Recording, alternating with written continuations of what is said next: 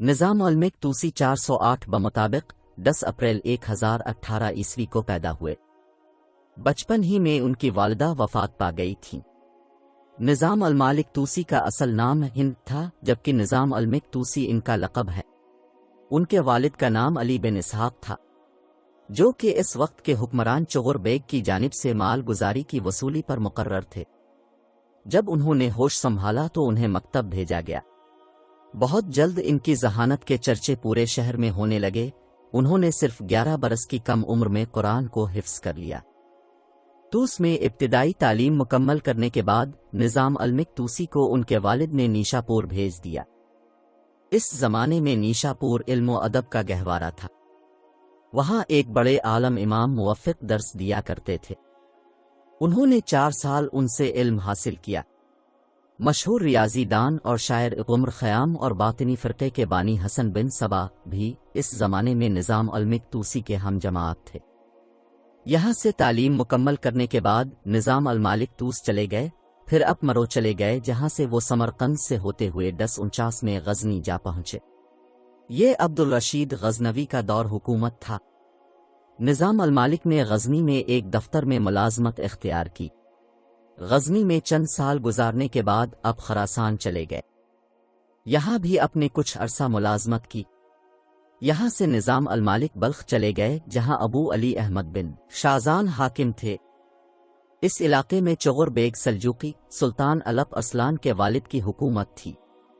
ابو علی نے الملک کی قابلیت کو دیکھتے ہوئے انہیں کاتب بنا دیا، لیکن کچھ عرصے کے بعد الملک ابو علی کے سخت مزاج کی وجہ سے ملازمت چھوڑ کر مرد چلے گئے، جو خراسان کے حکمران چغر بیگ کا پایا تخت تھا۔ چغر بیگ نظام الملک کی ذہانت سے بے حد متاثر ہوئے۔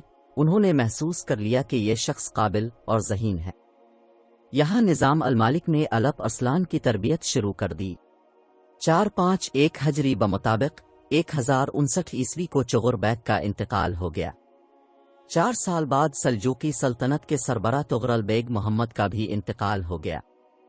نظام الملک نے اعلیٰ حکمت سے اقتدار کی تمام بغاوتوں کو ختم کیا اور الپ ارسلان تخت نشین ہو گئے۔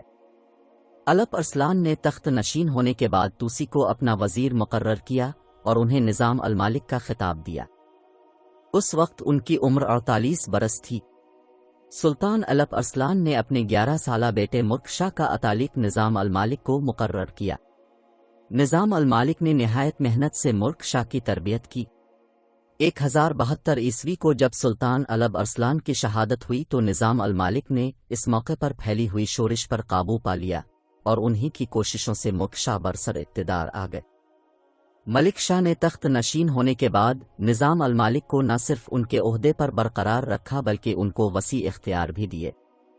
نظام الملک نے سلطان ملک شاہ کے وزیر کی حیثیت سے تقریباً 20 سال خدمت کی۔ اس دوران انہوں نے مملکت کے انتظامات کو اس قدر احسن طریقے سے چلایا کہ ملک شاہ کا دور سلجوقی تاریخ میں سب سے زیادہ شاندار دور شمار کیا جاتا ہے۔ نظام الملک کا ایک اور عظیم کارنامہ مدرسہ نظامیہ کا قیام ہے۔ نظام الملک خود بھی صاحب علم تھے اور علماء کی قربت پسند کرتے تھے۔ تاریخ دانوں کے مطابق نظامیہ کی اس تعمیر میں 60,000 دینار خرچ ہوئی تھے۔ نظام الملک نے اپنی ذاتی کتابیں اس کتب خانے کو دے دی تھیں۔ نظام الملک توسی کا دور علم کے عروج کا دور تھا۔ اس دور میں بڑے نامور علام اکرام اپنے علم سے لاکھوں افراد کو فیض یاب کر رہے تھے۔ ان میں علامہ ابو اسحاق تھے جو فقہ حدیث کے ماہر تھے۔ امام الحرمین جوینی بھی تھے جو متعدد کتابوں کے مصنف تھے۔ ان کے علاوہ شیخ ابو علی فارمدی، خواجہ بو عبداللہ انصاری ہروی، امام غزالی، امام احمد غزالی، امام ابن ابی الفرج زکی مزرتی اور امام سرخنی بھی اسی دور سے تعلق رکھتے ہیں۔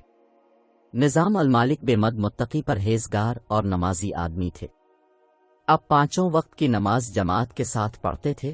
نظام الملک اذان کی آواز سنتے ہی تمام کاموں کو چھوڑ کر اٹھ جایا کرتے تھے۔ اب ہر پیر اور جمعرات کو روزہ رکھا کرتے تھے۔ نظام الملک روزانہ ایک بڑی رقم مساکین اور محتاجوں میں تقسیم کیا کرتے تھے۔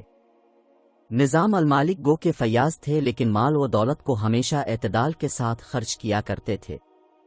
امام الحرمین جونی نے اپنے ایک خطبے میں نظام المالک کی اسلام میں استقامت، عدل و انصاف اور فیاضی و احسان کی بہت تعریف کی، لیکن آخری زمانے میں سلطان ملک شاہ سلجوقی کو بعض ماسدین نے نظام المالک سے بدظن کر دیا تھا۔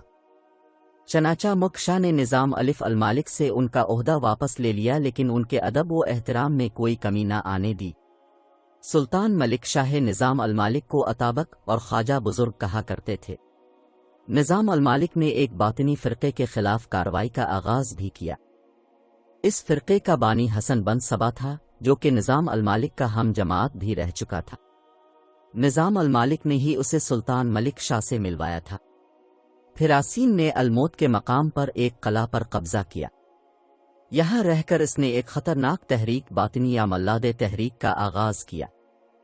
اس تحریک کے کارکن فدائی کہلاتے تھے، کیونکہ وہ اپنے شیخ کے اشارے پر جان فدا کرنے کے لیے ہر وقت تیار رہتے تھے۔ ان باطنیوں نے 171 سال تک پوری دنیا اسلام میں دہشت پھیلائے رکھی۔ اس فرقے کے فدائیوں نے بڑی بڑی اسلامی شخصیات کو شہید کیا، جن میں نظام المالک بھی شامل ہیں۔ 1092 عیسوی میں سلطان ملک شاہ نے ایک سردار امیر ارسلان کو لشکر دے کر حسن بن صبا کے قلعہ الموت پر حملے کے لیے روانہ کیا۔ پھر ایک اور امیر کی قیادت میں مزید کمک روانہ کی۔ حسن بن صبا کو معلوم تھا کہ اس کارروائی کے پیچھے المالک توسی کے سوا اور کوئی نہیں، اسی لیے اس نے اپنے ایک فدائی کو نظام المالک توسی کے قتل پر مقرر کر دیا۔ نظام المالک توسی رمضان المبارک 458 ہجری بمطابق اکتوبر 1092 عیسوی میں ملک شاہ سلجوقی کے ساتھ بغداد کے سفر پر روانہ ہوئے۔ راستے میں سلطان ملک شاہ نے ایران کے شہری نیوند میں قیام کیا۔ انہوں نے افطار کرنے کے بعد مغرب کی نماز ادا کی، پھر وہ علماء کے ساتھ گفتگو میں مصروف ہو گئے۔ نماز تراویح کے بعد نظام المالک اپنے خیمے کی طرف روانہ ہوئے، تو راستے میں ایک جگہ رک کر انہوں نے اس جگہ کی نشاندہی کی جہاں صحابہ کرام رضوان اللہ عنہم اجمعین شہید ہوئے تھے، اور بڑے دکھ سے کہا کہ بڑے مبارک ہیں وہ لوگ جنہیں ان عظیم ہستیوں کی رفاقت میسر آ جائے۔ پھر نظام المالک ذرا آگے گئے تو ایک نوجوان جو کہ درویشانہ لباس میں ملبوس تھا، اس نے آپ کو روک کر اپنی ایک درخواست بڑھائی۔ نظام المالک نے جیسے ہی اس درخواست کو لینے کے لیے ہاتھ بڑھایا تو اس نوجوان نے خنجر نکال کر نظام المالک کے دل میں اتار دیا۔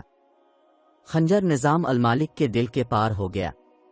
یہ زخم اتنا گہرا تھا کہ تھوڑی ہی دیر کے بعد وہ اس دنیا سے وفات پا گئے۔ ان کے قاتل کا نام ابو طاہر حارث بتایا جاتا ہے۔ وہ حسن بن صبا کا فدائی تھا۔ شہادت کے بعد نظام المالک کو اصفہان بھیج دیا گیا، جہاں انہیں محلہ کران کے قبرستان میں سپرد خاک کیا گیا۔ نظام المالک نے 77 برس عمر پائی تھی، جس میں سے انہوں نے تقریباً سال سلجوقی سلطنت میں وزیر کی حیثیت سے اپنی خدمات سر انجام دیں۔ ان کے 29 سالہ دور وزارت میں انہوں نے وہ کام سر انجام دیے کہ دنیا ان کی نظیر پیش کرنے سے آج بھی قاصر ہے۔